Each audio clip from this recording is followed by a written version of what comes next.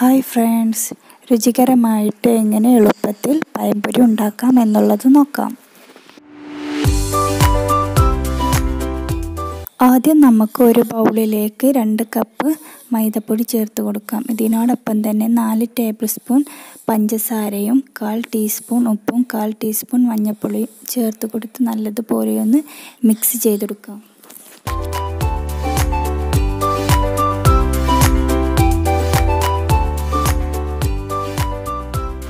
ഇനി ഇതിലേക്ക് 1 കപ്പും 2 ടേബിൾ സ്പൂണും വെള്ളം ചേർത്ത് കൊടുക്കാം. സ്പൂണോ അല്ലെങ്കിൽ വിസ്കോ ഉപയോഗിച്ച് നല്ലതുപോലെ ഒന്ന് ഇളക്കി കൊടുക്കുക.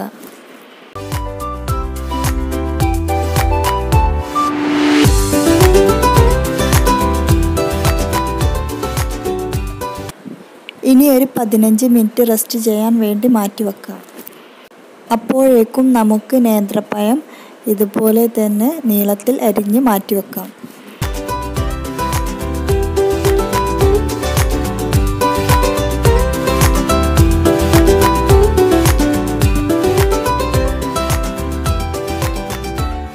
പാൻ ചൂടായി വരുമ്പോഴേക്കും നമുക്ക് ഇതിലേക്ക് ഓയിൽ ഒഴിച്ച് നല്ലതുപോലെ ഒന്ന് ചൂടാക്കിയെടുക്കുക.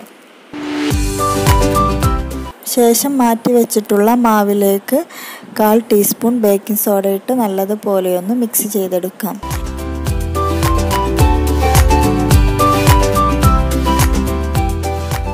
ഓയിൽ നല്ലതുപോലെ ചൂടായി വന്നിട്ടുണ്ട്.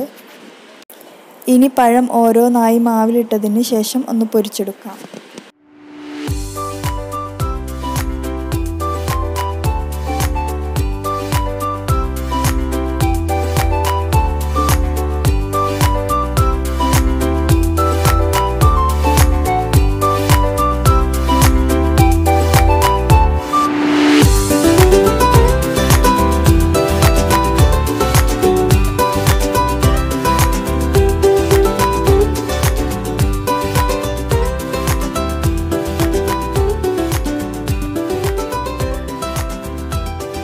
ഞാനിവിടെ എല്ലാം പൊരിച്ചെടുത്തിട്ടുണ്ട്. ഇനി സേവിങ് പ്ലേറ്റിലേക്ക് മാറ്റിയതിന് ശേഷം നമുക്ക് കഴിക്കാം.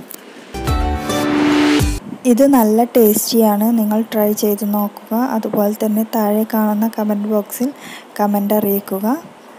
Thank you.